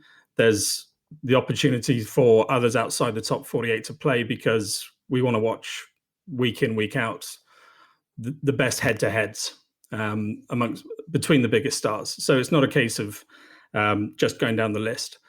I guess the original notion was always to work with the PGA Tour, believe it or not. Some might still call that incredibly naive, but it remains our strong desire. Now, we started off talking to, as I said, sponsors and broadcasters of the PGA Tour. And so we knew that we had a format that appealed to those who funded the sport. We then began to talk to, well, funny enough, one of the first conversations I ever had was with Rory, if you would believe that. And I was explaining the concept. And at the time, he was of the view that actually this is probably what golf needs. Now, that was some time ago. He's entitled to change his opinion. But had Rory said to me, Andy, that's rubbish, I'd have probably stopped. Man, the PGL started rolling out all that social stuff afterwards about who owns golf, and it just what a weird couple weeks that was. Almost like Even just PGL. Was that what it was called? I don't remember that. Of just meeting with those guys, and then the following year having dinner with them and texting with them a lot. Like, I feel like we worked pretty hard to establish that relationship and get the comfort level to the place where he would come on the pod as well. Yeah. So. Episode 498 again might be a re-listen. I'm sure there's almost half a lifetime ago. I'm sure there's a couple of head scratchers and on that note too. I think there's some pretty interesting stuff from. I don't know what the episode number is, but like the lead into kind of that spring, like February 2020, post Genesis, like the Genesis recap, and then there's a couple other after that like we're kind of really drawing out a lot of the global golf stuff, and there's some there's some bad predictions in there, but there's also some prescient stuff in there that really sets the table for the following 5 years. The most prescient being, I couldn't even get the question out. Like, who do you think is like the first person like to go if there was a breakaway? And DJ's just like, Phil, 100%. Neil, where you want to take it? Well, I'm gonna flip the vibe. Jason Bone, the hole-in-one story, and just I don't know if I expected Jason Bone to be an electric factory, but he was. He's trying to explain to us that if we win a prize of more than $500, that we could lose our eligibility, and they had prizes for all 12 of us. So he's like, we got to make sure that this is NCAA rules. You don't screw it up. And I'm over there. I'm reaching down, leaning into the cart. I'm like, man, I've turned pro today. Coach, I'm turned pro. And he's just like, you're such an idiot. I mean, you could tell. He was just so disgusted. I get there. Since I was the third closest shot, they wouldn't let us use our own ball. They gave us a top flight tour at the time. And right now it's maybe 1:32 in the afternoon. I'm just ready to go to bed. And I toss the ball on the ground. I don't even tee it up. And I hit this little heel cut 9-iron, and it's looking pretty good. I'm like, oh, this is going to get pretty close. 2 hops, wham. Hoops it, $1 million, throw my club up in the air. I start racing to the green, and I'm high stepping, and I'm just going nuts. And my body halfway to the green says, that's it. And it just gives out. I hit the turf. I'm rolling up the hill. I'm trying to get up. I can't get up. I mean, it was awful. I had dirt and dust all over me. And then it was filmed too, wasn't it? Yeah, it was. It's on. They had to film it for insurance reasons. Oh. Wow. Yeah, it's probably on YouTube. Yeah, you can probably see it on YouTube. We'll put that up with the we'll have to find that podcast one. notes. Yeah, I'm sure it is. I've seen it like a million times. But all right, to kind of continue the story. So anyhow, at the end, all the other guys had to hit too, because if everybody makes all in one, everybody gets $1 million. So I was kind of pulling for other guys. The next guy just Cole shanks it because I had taken like 15 minutes, run up there, get my ball, like screaming. I mean, it was my first hole-in-one ever as a golfer. Really? And so I'm sitting there. I think as excited about the hole-in-one part as the $1 million didn't really hit me like at that moment. It was the hole-in-one, like, oh, holy shit, I made a hole-in-one. This is great. But my coach is standing there after the whole thing's over. We're in the pro shop, and there's a sheriff there for the witness and all this stuff. And he's like, if you sign this, he's trying to explain to me. He's like, okay, You will lose your scholarship. You will not ever be able to play. I mean, he's right in the middle of a sentence, and I'm like, where's the fucking pen? Where's the pen? Yeah, exactly. Like, I mean, I It's might $1 look million. like a moron, but it's Is the $1 Brinks million. truck Where's the outside? pen? I gotta sign this thing. God, that's fantastic. And then we did the Sweetens video with him. I remember he brought the Sanderson's Farms Yeti cooler. He's like, I got like 15 of these things. You guys can keep this at the birdhouse.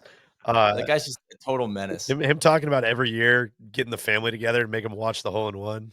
It's Jason Bone Day, baby. Jason Bone Day. His story going down to New Orleans from Mardi Gras. God, in the U-Haul truck. Yeah, that's episode 233. But one him and Tim Herron also on that episode. Yeah. I had one other one that I wanted to call out, and I don't know if we have a clip for it or not, but Morgan Hoffman. So I helped set this up. My ex-girlfriend's brother-in-law had a line to him, and I remember being like, I don't know if this is gonna be any good.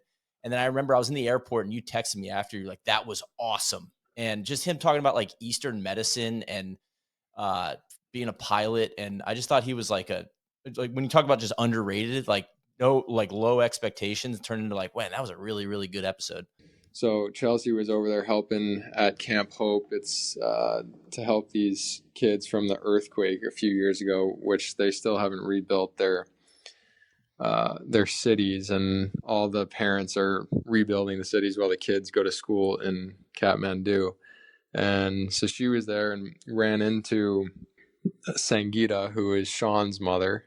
He played at Oklahoma State with me, Sean Einhaus, and they were having dinner one day, and she's like, yeah, I'd love for you to meet this doctor. His name is Dr. Kamal Joshi, and he's a healer, and he's cured hundreds of people with cancer, and he's kind of ticked that off the list as if you have it, it's easy to cure.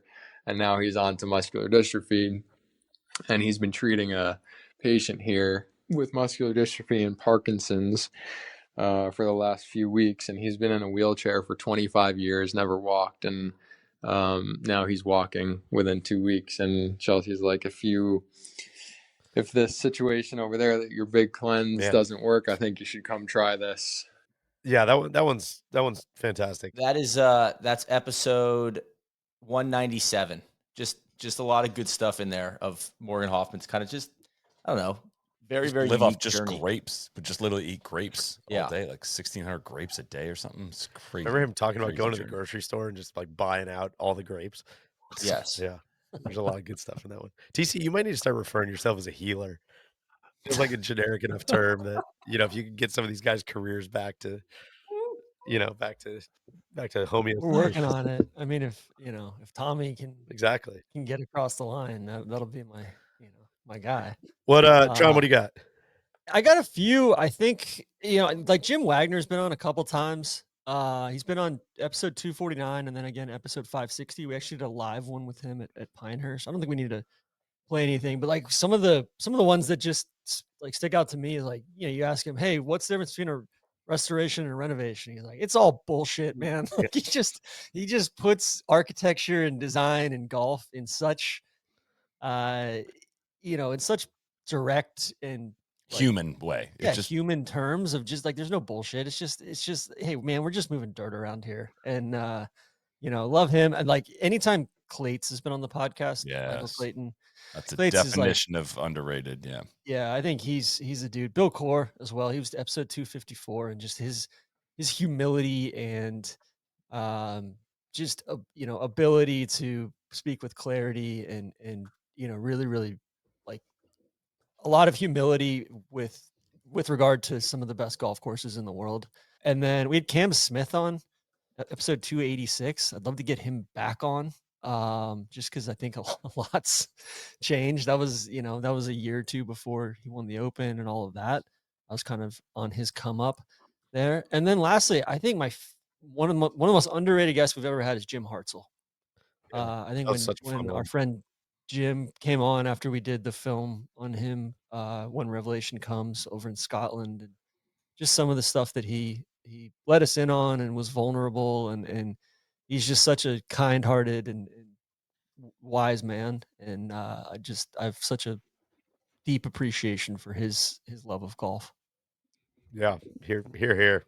That's a fun one too. It's like I know a lot of the places he's talking about are are very specific and very singular, and there's not going to be a ton of the audience who has been to them. But man, if you ever make it there, that podcast is always waiting to go back and listen to, and it's almost like a decoder ring for this whole other world. Which any episode like that is always cool. That was episode 741 with Jim, by the way. Randy, where'd you take it? Yeah, I quick shout out, no clip, but as I was thinking about just underrated guest or appearance, Cody being able to get Lydia Ko last year after she had just won the That's awesome. Women's Open, and I mean, what a tournament that was. That was really cool. She was calling in, I think, on the way to the airport or even in the airport.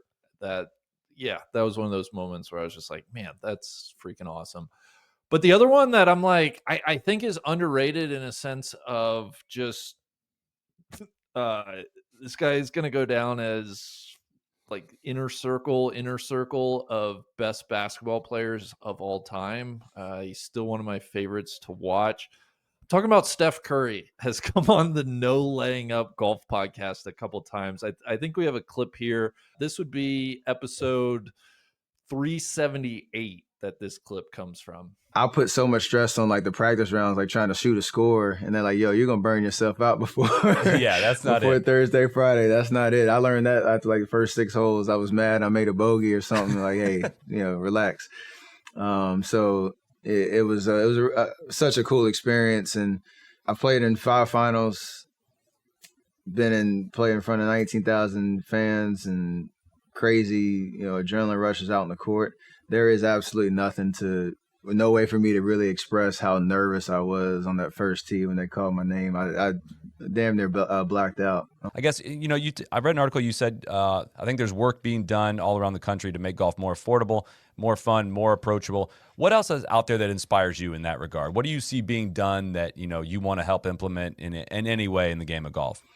Well, it's getting younger, and it's getting to a point where, I've been in plenty of country clubs across the country. Thankfully, that's part of the benefit of, being able to travel to amazing places and play golf. And to your point around networking and really influential people that are ingrained in the game, I think there's so much interest in how we can change the culture of it. Obviously respect tradition, but change the culture of golf where it's just fun and it's less pretentious and less, this ideal that nobody really has access to on a grand scale and the kind of elitist type of perspective. So for me, that is the mission. It's not going to happen overnight, but I think you can kind of feel a change. And even some of the guys that show up on tour that come from different backgrounds and creating more of a pipeline of, to your point, like, you got 5, 6, 7-year-old kids that you don't have to go, have a dad that's a membership at a certain club just to get a club in your hand and go play. Creating safe places for those kids to get access and then follow through, where we know how much golf teaches about ourselves and character and developing your personality and your ability to hang out with different types of people from different walks of life. Like, I could talk about it for days. It's just awesome to know that there's an opportunity and a change in the tide that respects tradition, but also makes it more accessible and young and fun. Continue to go back to, Randy, you said this, but like the fact that one of the greatest basketball players of all time is the guy walking the walk the most of anybody at kind of like modernizing and diversifying and hashtag growing the game. It's mind blowing. Well, the other thing that sticks out to me there is something I think about a lot with golf is like one of the best basketball players of all time, the masters of the universe, the most powerful people in the world. Everybody's nervous on the first tee when someone's watching them swing a golf club. I just love hearing different anecdotes about that exact universal thing. Randy, it's pretty on the nose, the underrated thing. Exactly. Him and his underrated guest, considering his Yeah. thing. Yeah. One other underrated guest, Denny Cash. Of course. We got to get Denny Cash back. Yeah. Business of golf. I thought JJ Redick in the basketball realm was a really good guest as well. I enjoyed that episode 2 or 3 years ago. Couple more I had on my list. Soly, I know one of your favorites, Brendan Todd, talking about being in the wilderness and golf swing changes and all that was so good. Scott Harrington, kind of a similar episode, and also talking about some of the hardships off the golf course that he went through was amazing. Soly talked to Daniel Negreanu, which made me laugh as I was Yeah, scrolling that back one was through. awesome, Soly. That was a poker really good player. one. I flagged episode 69. Do you guys know who was on episode 69? No. This was the big three. Quote, Young Neil, Tron Carter, and Brandon Hagee. I just thought that was a very interesting threesome as a Brandon episode Hagee. I haven't 69. thought about that guy in 6 years. You had all that stock. I hope you reported that to the SEC. All that stock. That you I had dumped. specifically requested PFT commenter for episode 69. I didn't end up coming to fruition, but I wanted him for episode 69. All right, a couple more segments here. I would say too. I mean, just in recent memory, like Keith Mitchell, like most prepared. It's crazy. Podcast guest in history. It's possible nobody went harder. Other than maybe Rick Clarkson as far as preparation. Well, that was Trap Draw though. And then like I'd be remiss. I think he's been on twice. Is Tommy Fleetwood's been great. Yeah, and he's got a great accent, obviously. But like did it at Players, and then I think we've done him once beyond that too. Soly. That was another most stressful moment, is realizing I didn't flip the switch to have the mixer record into the computer. So it was just my computer recording from a mile away. Our convo we had with Tommy at the Players, that was a tough realization. Might need to get Frankie Fleetwood on next. Just try my hardest. Tommy, Frankie, me, and Freddie. That'd be a fun pod. Thank you to everyone that has made it through 1,000 episodes of the No Laying Up podcast. If you are looking for other ways to support the show other than just listening, you, of course, can join the Nest. What is the Nest? It is, of course, No Laying Up's community of avid golfers. When you join the Nest, you support all of our NLU content, in particular, Strapped. This most recent episode has been brought to you by members of the Nest. You help support KVV's deep dive episodes, special project pods. You also unlock access to our Nest exclusive content, including the monthly Nest podcast, extra videos, and every thread on our Refuge message board. For instance, we dropped a Nest exclusive video last week, a behind-the-scenes look at my day at the Creator Classic at TPC Sawgrass. You can find it in the Nest section of nolayingup.com. In addition to all the content, you get 15% off every order in the Pro Shop and exclusive Nest member discounts from our sponsors. So make sure to check out your Nest profile at nolayingup.com/profile for 2 new discount codes that were added this week. That's 20% off the Stack Raider, or combined in a bundle. And also a free 2025 Roost logo towel with any purchase of $75 and more in the NLU Pro Shop. Neil's got to have a little scavenger hunt in there for you. Head over to nolayingup.com/join to get involved and join the Nest. Back to the pod. All right, couple more segments to get to. A lot of bits on the podcast. Obviously, some people love the bits. Some people fucking hate the bits. The bits will continue, is all I can say, for at least the next 1,000 episodes. So I wanted to know favorite bit in the history of the pod. Soly, I think we had the same one. So why don't you set it up? I mean, he had to do it to him.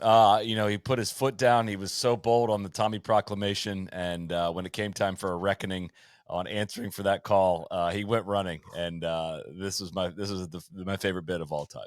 That was certainly not my experience 6 years ago, and a lot of people in the comments are not necessarily vibing with that. Oh my god! We have Oh my god! You're at the airport? Boy. Gentlemen, hello. Are you going? Sorry, I'm late. What did I miss? TC, we need a proof of life. Where are you? Can you show us some signage? That's Dulles. I could see. I'd recognize that from a mile away. The low ceilings. God. Give it away. Yeah, Gross. I'm at Dulles. Here, let me make it wider for you. There we go. I'm standing outside the Polaris Lounge here at C16 here at Dulles. Wow. It was touching. It was touch and go, man. I was talking to my wife Alex last night. I was like, man, I think I had a dream. I think Tommy's gonna win. What are you, MLK? No. And I don't know. It was like, this would be the coolest sporting moment possible. And so I committed to it. I bought the flight. I got a flight on Lufthansa for 80,000 miles business class through Frankfurt. This is unbelievable. Jesus. It was a sign. It was on a 747. I've never been on a 747 before. So I was like, I gotta do it. I gotta take it. So I want to. It was pretty touch and go. I was texting DJ earlier. I was like, hey man, like, I'm gonna be on my way to the airport. I don't know, like, if he's going to do it or not, and he keeps missing putts and all that, I'm like, you know what? I'm still getting on that plane. Because either way, I believe he said, "quote I gotta see it through." I was like, Exactly. "Yo, So you knew, DJ. You knew. I was like, I kind of had a feeling maybe that's where he was headed, and You had it on your calendar, TC. That's what gave you away. I found it on your calendar. Oh, he's too organized. It just automatically throws it on there. So yeah, so I'm flying to Frankfurt tonight. I mean, just It's not a kill it. bit either. Of course. Like, that was just genuine. Of course. That was also going to be my other nominee. Is just anytime TC says it's not a bit is also rockets to the top of my list of favorite bits. How about your Lucas Glover dream and your Tommy dream being nightmares? John Gruden. I'm about turning dreams into nightmares. God, it's so good, so good. TC, belated congratulations again on just an iconic moment in podcasting. Neil, yeah, he pump faked us too. I will say, as the bit continues, I can't remember what it was. I don't know. I don't think it was a Canadian playoff, was it? It might have been. It might have been. But you posted sent like the picture that photo of like leaving Jacksonville with all the bars. Yeah. That was good stuff. I have another TC one. I couldn't find a clip, but TC saying that he invented Scotty Scheffler. I think it was like spring of his rookie. Again, not a bit. I did. Full This of, was when he was on the Corn Ferry Tour. It was fall of 20. What? No, I feel like it was fall of his rookie year. And TC's like, he's coming, makes so many birdies. But then it kind of the bit turns into like a lot of bits that we have. It goes full circle to where he's like disowning him. Like I think like it was the first players. You're like, Scotty's bad for the game. He's it went from like I told you he was coming to like this guy is awful for golf and it's Frankenstein's monster. The bit started in 2019 when I was just like, man, I remember seeing him at Savannah and then a few other places. He was Mondaying into Corn Ferry Tour events and then just being like, yo, this guy's like really freaking good. Like he's a generational talent. And it was kind of a joke, but kind of not. And then Soly just kept like kind of ignoring it or kind of like trying to move off of the subject every time I brought it up. So then I just started saying that Soly hates Scotty. And then it just morphed from there for the next year and a half, 2 years until like, until he kind of turned into Scotty. I think that until you're like, no, I can't, we can't have this guy anymore. That's my favorite part of the bit. My favorite bit would be the 9 other guys that have been called generational talents that didn't end up becoming generational talents. That's a good point too. That leads, I was going to say that leads into a couple other Hall of Famers. Anytime Soly hates anybody is always fun. Foxy, Big Shot Bob, et al. There. All true. Takumi Kanaya, things of that nature. I've got 2 more though. TC versus the Canadians, I think is always always a good one. And I think another all timer is just the 2016 PGA Championship was faked on a soundstage. I think is one that has really pissed some people off over the years. That's probably Walker included. Yeah. TC, you want to tell the story about that? What about it? About Jimmy, your interaction with Jimmy, of him being like, oh, listen, what's going on, guys? This joke's is out of control. I don't even really, was that in the DMs? It was in the DMs. We were having a good time. We were up at the Stroll, I think, for Simpsons Cup, hanging out with my hitters. And you posted a story in there and tagged Jimmy Walker, and he was quick to jump in the replies. Yeah, and, he was not happy. And put it Said, down. hey man, agree to disagree. Oh, your Uncle Juice is also and that's fine. That's a long running one. You know what? On that, I don't know if we've actually talked about this very much on the pod, but combining those two, TC getting quoted on Rogan was one of the best things of all time. Rogan is going through replies to OJ Simpson's tweets, and he goes, "Yeah, I mean, like, look at this fucking guy, like Tron Carter." No leg up, agree to disagree on this one, Juice. One of the rare instances where we disagree. And that's fine. And that's fine. And, like, God, that lives in my head. Shout out to Jamie, by the way, listener of the pod. All right, 2 other non-TC bits. Soly, I always think another one, the bits seem to go totally full circle. Like the Brooks was here. That was more of a social thing, but like, it kind of sums up the way the bits ebb and flow. It's like, that was 2016, and like I invented Brooks. Yeah, you invented Brooks. And then, but then he turns heel. And then I always got a kick out of Randy and TC with the Sergio tax filing bit. Like, yeah, we bet him every year to win the Masters. It's like filing our tax, and then he wins. Missed 2017. We lost so much And they money didn't on file that, it that year. And I Michael Lorenzo Vera. It's one of those where I was like, man, I thought, God, my brother hated Sergio growing up. Why is he? But now he likes him. I can't keep up. It's just like I can't keep up. So I don't know how anybody listening could keep up with the bits. I don't know how I didn't think of this one, but the golf blog, No Laying It Up, back from 2017 CNN report. That one, yeah, that one got me pretty good. God. We had a bit in the pretty early going of like, if the leaderboard was really bad, if like Troy Merritt and the monkey bars. Anyone who threatens our way of life by and, competing in a golf just tournament. just like guys that just Zach Johnson on the leaderboard, like, oh yeah, these guys, we got some terrorists, they're on the monkey bars. One of the biggest bonding moments of me and TC, I think, sharing that monkey bars gif. Like, you use that too? Oh my God, I use that all the time. Kind of what a full circle there for me too. Exactly. Being outside of the monkey bar. Exactly. I would say, or the Japanese sprocket, the fireworks. The fireworks gif. I would say the Lax Pop can't play early on, the Kuchar thing, and then like first episode, Lax Pop can't play, he stinks, and he goes out and chips in on Sunday and he wins.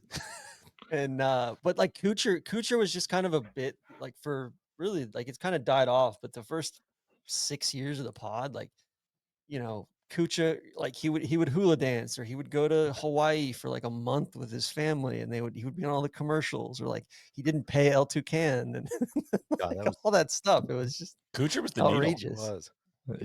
Dark times in golf. Randy, what do you got?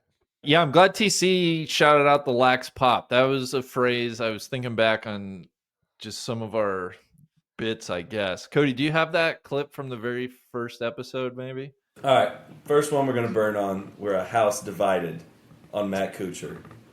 Lax Pop can't play. No killer instinct. I think we know where Tron stands. Tron has a scalding hot take on it. Let's hear it. Tron, what's the scouting report on this Cooch guy? Top 10's out the ass. How many times has he won? He's won five career wins? No, 10 professional wins. Like 5 7 wins total, but like 5 after his career resurgence. I don't think his career started until 09. Exactly.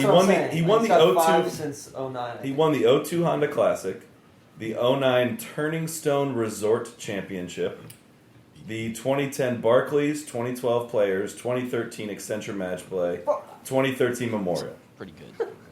Those are some couple nice W's in there. I mean, that's 5 wins in the last 5 years. Can we? I'll take Sergio. This is Neil from Atlanta, long-time listener, first-time caller. Can we acknowledge? It's amazing when a guy comes on so late in his career, and now establishes the consistency at the top of the leaderboard. That's a unique trait. Thanks for the phone call, Neil. It's good stuff.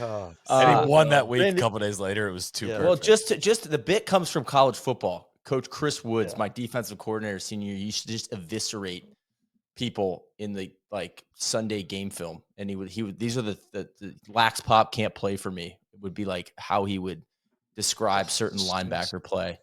Has a tendency to be the nail, not the hammer. If I can't trust this guy, if he told me good morning, I'd go check and see if the sun was up. Fucking stinks. Just a lot of stuff like that going on in the Columbia football film room. Cody, do you have a clip of the 2019 Masters? I threw this on there. I missed this. The RIP Cat. That was another bit. RIP Cat's always a good one. That thread's got to be about 75 tweets long at this point. Yeah. Raise your hand if you had given up, if you did not think this was going to happen. My hand is raised. My hand's raised for sure. I never. TC, it's not. I don't know. I mean, everybody thinks I'm like anti-Tiger because I did the RIP Cat and I bumped it 150 times. But no, I've always Randy owes me $1,000. We'll have to talk about that later. What does that mean? We shook on a bet a few years back. I would say 5 years ago about whether Tiger would win another major. I said he'd win at least 2 more.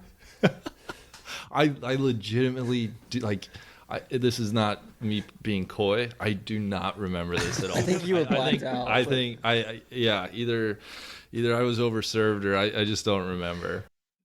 That was the night we played pool with Todd Hamilton, I think. Oh, it was in Columbus. It was in Right, Columbus. at the Memorial. Yeah. Did you pay up on that, Randy?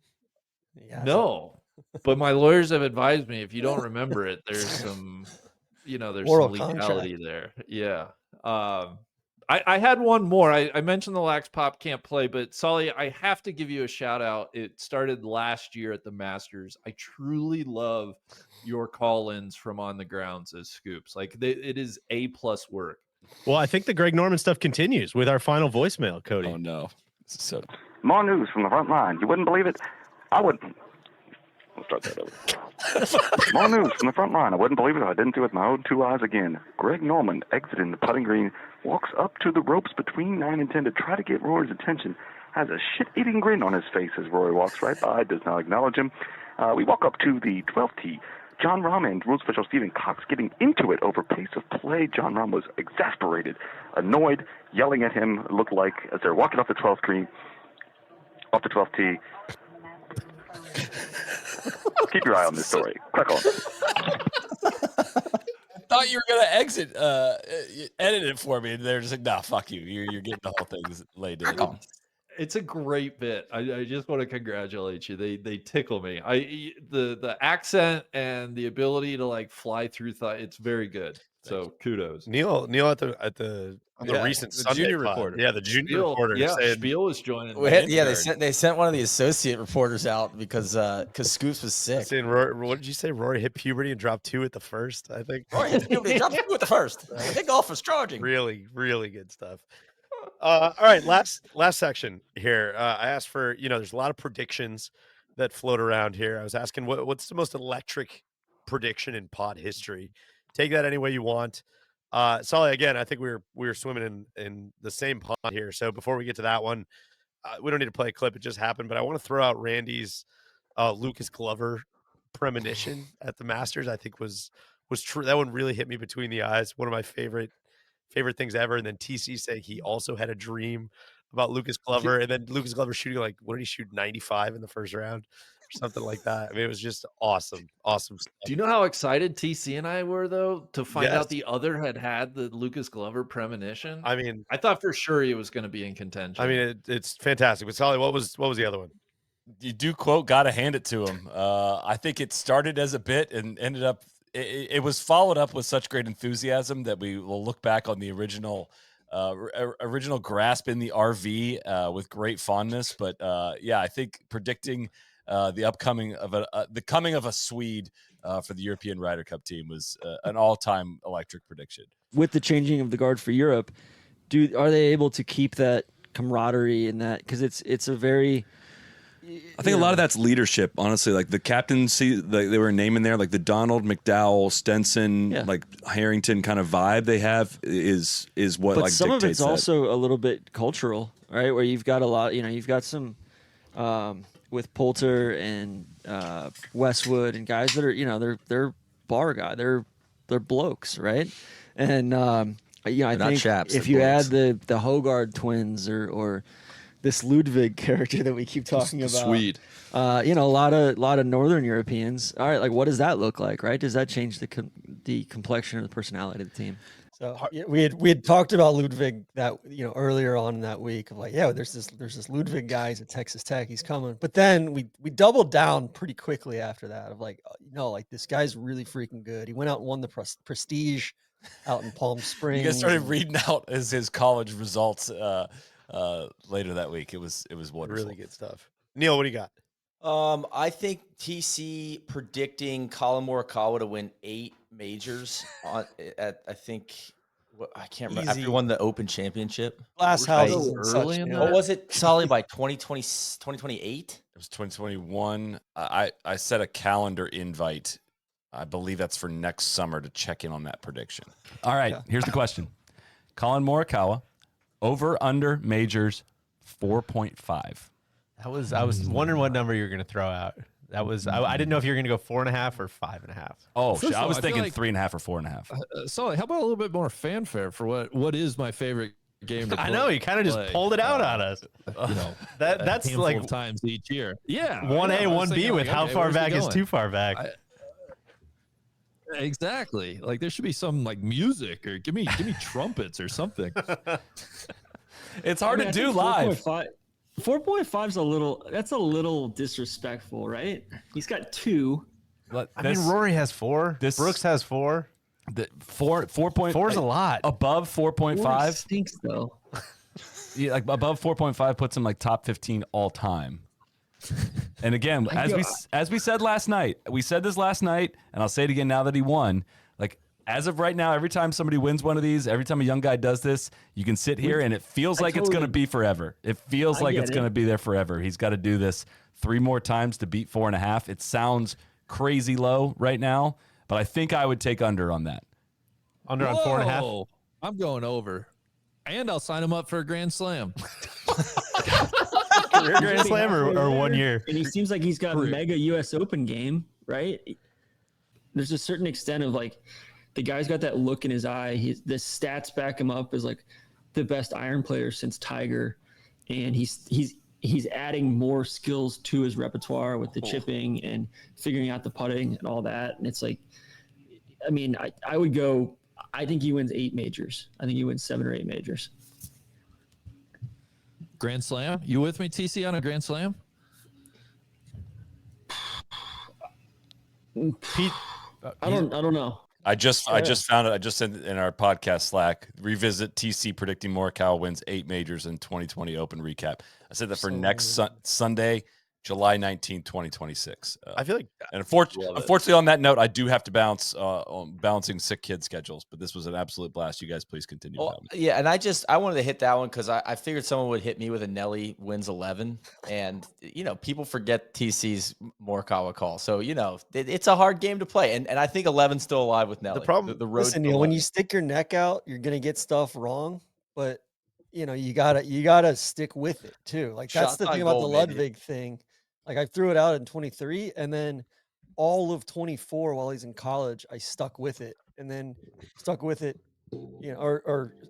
like basically just stuck with it all the way through, and then predicted that he was going to be on the Ryder Cup team that year before he'd even graduated college yet. Well, and that's the hard part with this Morikawa one is like TC's like one of those quarterbacks that just there's too much time on the clock for this one because there's what he's got. Morikawa's got like 5 more years, 8 more years. Whatever. Like TC's gonna find a way to get out of this one. He'll dump it off in the slot or he'll hit somebody long. He'll get out of this one. I'm not worried about my guy for this one. Neil, however, I believe your prediction was correct on this one. Randy, I'm sure you're going to nominate the heavy Doug here. Oh yeah, it's Neil. After Nelly Korda's first major, this was the 2021 Women's KPMG PGA. I was in a hotel room in Denver. Right, Cody, go ahead and play the clip. Is it time to play our favorite game? Oh yeah, let's play. Let's set the number. Career majors, Nelly Korda. Oh my gosh. Neil, do you want to set as a relative newcomer? Would you like to set the over/under number? Can you remind me how old is Nelly? She's 22. I'll say 11. Neil, that's fantastic. Was that the number we always set? I don't know how this works. I mean, there's one extra major for the women. I mean, I still think you can justify it, man. At 22, God, I mean, just the whole world in front of her. Unbelievable stuff. God, that's underrated. Is this the number we always set? I forgot about the chaser on that one. That's great. TC, what else do we have? Also, there's a pro shop credit out there. If somebody can find all the instances in 19 and 20 that I was talking about Scotty, because I feel like, I was saying like, man, I cannot emphasize how good this guy is. And so just throwing that out there. Email me. Was that you talking with the commish maybe? Maybe. It could have been. Yeah. God, that could have been one of the commish's final gifts to us. Yeah, I had one of my own, the 22 Open Championship. Of course you did, TC. Putting the medal on Cam Smith. If you guys remember correctly, I had champagne and the crown on the recap show. But I was pretty steadfast. Even I think episode 579 was the Open Championship preview. I said Cam Smith is going to win. I was going nuts with nuggies at that point too. Like I had been on like just hitting outrights all like for the last 6 weeks before that. So It's a And- high hurdle rate you got there, TC. Exactly. Got to keep the investors happy. Yeah, I'm not trying to win bets. I'm trying to like create generational wealth here. Like I'm trying to uncover some big time things. And on that note, he's 130 to 1. But I just can't in good conscience take him because I think it would be too irresponsible as Bob McIntyre. So I want to apologize to all the Scots out there, to Big Bob personally, for not taking him, and to the cat for not taking the cat either, because I'm not betting on the cat this week. I got 5 plays. We're going to start out with the usual Mark Leishman plus 10,000, 20 nugs to win. All these are outright winner plays. Next, Adam How Scott. do the investors feel about that one? Fine. He's a proper player. Adam Scott plus 6,500, 30 nugs. Joaquin Neiman plus 5,000, 30 nugs. Jordan Spieth plus 1,600, 50 nugs. And Cameron Smith plus 2,800, 70 nugs. Wow. TC, you buried the lead. You picked five winners. Some there. pretty bad picks in there as well. Yeah, I did pick 5 winners, but I also put the most That's true. nuggies. And I doubled down on Friday night. I doubled down again on Saturday night when it was Rory versus Cam, and I predicted exactly how it would play out. Cheers. That was my crowning achievement in all NLU. I feel like I threw my lines that week specifically. And I feel like the Vision Fund has just been getting investigated and picked apart ever since. It's been a tough legal road to hoe for the Vision Fund since that moment. But it's good to celebrate the high watermarks. It's kind of right around the time that WeWork went bust, I think. I think that's right. Yeah, exactly. It was like Yeah, a Series E that he had just raised, and it just, how are we going to pay all these people back at this point? We were living high on the hog, D. That's We had right. so much cash out money, things are flying around. That's exactly right. Different time. Well, that kind of brings us to the end of the segments there. Thank you guys for all the nominations. Cody, thanks for pulling all the clips. A couple people to shout out. We don't do it enough, but our guy Phil Brame in the edit has edited the lion's share of these 1,000 episodes. Just other than maybe my wife, probably the most reliable person I think that we deal with on a daily basis. Guy is always ready to go, always flipping all these pods, a bunch of trap draws, everything we need from him. He's the guy who's there to make it happen. So shout out to him. Anybody else you guys want to shout out on the way out here? I'll shout out to everybody. Every guest. Anybody that's ever appeared on the NLU podcast, I feel like it's a shout out. Here. The Pat in the Hat. Of course. Twice. That's right. Yeah, who was biggest like sophomore slump ever? That like, oh man, we had this guy on and he was great, and then the second time he came on, he just stunk. Or yeah, I mean, it's got to be the Cat in the Hat. PC, that was the second tough. Second PC appearance was tough. First one was great. God, and even this was before we had video. I still have the video. It's literally like he's in an interrogation booth somewhere, like being deposed, not making any movements at all. It's rough. Let me ask you guys this: who's still on the white whale list of guests? Someone we haven't had yet that we really need to. I mean, I think an actual tiger podcast. Yeah, but it's just I don't know if the cat's really into that kind of thing. He doesn't feel like a guy likes to look back much. Yeah, I think that's fair. I know we've kicked around Ray Floyd. Ray Floyd, definitely. Soly and I saw him at the Masters last week. Yeah, intimidating cat for sure. I'll say that. Yeah, Ray Floyd, Jim Thorpe is up there. Yeah, for me. A formative figure. Spencer Levine said he would do it, but I don't know if I want Spencer. I would rather just have that live in my psyche forever. I think that's a good idea. Big Mama, Joanne Carner. That's a good one. I think would be electric. Yeah. And Gary Player. Yeah. That's we've never done that. That would be electric without a doubt. Well, guys, thanks for taking another spin down memory lane here. Anybody else got anything else? Otherwise, we'll hit the road. We'll see you at 2,000. Yeah, here's to another 1,000. Yeah. Cody, thanks for running the ones and twos. Randy, Soly, Neil, TC, boys, we'll catch you next time. We'll keep it going. I forgot a shout out. think we got to shout out the audience. For sure. Only possible if people were listening. Here, here. Well said. Drew. For a long time, people weren't listening. That's true. We did, work through. Which would be not people ask like, anybody well, listening. what should, I want to do something like that. I mean, you just got to start, you just got to, and then you just got to keep doing it. Yeah. And, I mean, it's not that simple, but that's a big part of it. I firmly believe that, a lot of it's good timing and everything, but I'd say for 18 months, it was just like kind of just us, like making each other laugh, which I always get a kick out of eating Tostitos and, saying dumb stuff like Lax Pop can't play. I would say shout out to Billy Horschel. Yeah. Billy Horschel was pretty early on Twitter, but then podcast wise, it just kind of, I think that first week that we recorded the first episode, Horschel was kind of our dude.